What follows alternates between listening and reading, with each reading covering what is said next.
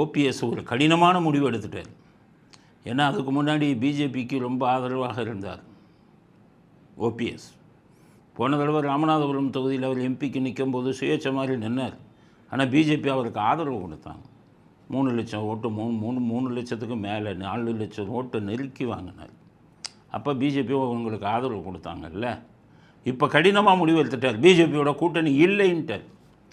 ஏன் இல்லைன்னு சொன்னார் அப்படின்னு பார்த்தா, மோடி வரும்போது அவரை சந்திக்க டைம் கேட்டிருக்காரு. அவர் மோடியை அவங்கள சந்திக்க அனுமதி கொடுக்கலை. அது மோடிக்கே தெரியுமா என்னன்னு தெரியாது. அதனால் ஏதோ தப்பு நடந்து போச்சு. நயினார் நாயந்தர் சொல்கிறார், என்கிட்ட சொல்லியிருந்தால் நான் சந்திக்க வச்சுருப்பேன் அப்படின்னு சொல்கிறார். ஏதோ ஒரு தப்பு நடந்து போச்சு, அவரை சந்திக்க விடலை. அது இப்போ பிரதமராக இருக்கிறவங்களுக்கெல்லாம் சகஜம். பல பேர் பார்ப்பாங்க, அது தப்பு நடக்கும். அதுக்காக ஓபிஎஸ் நான் பிஜேபி கூட்டணி விட்டு விலகுகிறேன்னு சொன்னீங்கன்னா ஓட்டு பிரிஞ்சு போகும். அது திமுகவுக்கு சாதகமாக வரும். அதை நீங்கள் கொஞ்சம் யோசிக்கணும்ல. ஒரு விஜய் பக்கமும் பேசிக்கிட்டு இருக்காங்கன்னு ஒரு செய்தி வருது. ஓபிஎஸ் விஜய் இப்போ தான் அரசியலுக்கு வந்திருக்கார். அவருக்கு பாவம் சரியாக எதுவும் தெரியலை. நீங்கள் விஜய்க்கு போகணும்னா நீங்கள் புஷி ஆனந்த் காலில் விழுகணுங்கிறாங்க எல்லாம்.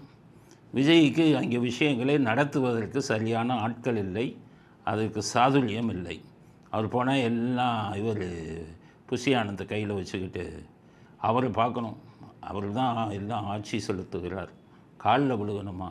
ஒரு real estate broker. After all இந்த புஷி ஆனந்த் புதுச்சேரியில் பாண்டிச்சேரியில் லேண்டுகளை வாங்கி விற்றுக்கிட்டு இருந்தார். விஜய்க்கு அங்கே புதுச்சேரியில் பாண்டிச்சேரியில் அவர் சம்பாதிச்ச பணத்தில் நிறையா இதுங்களை லேண்டை வாங்கி கொடுத்துருக்காரு. அவர் நம்பகத்தன்மை இல்லாதவர்னு விஜய் அப்பாவே அவ்வளவு சொல்கிறாரு அவரை பற்றி.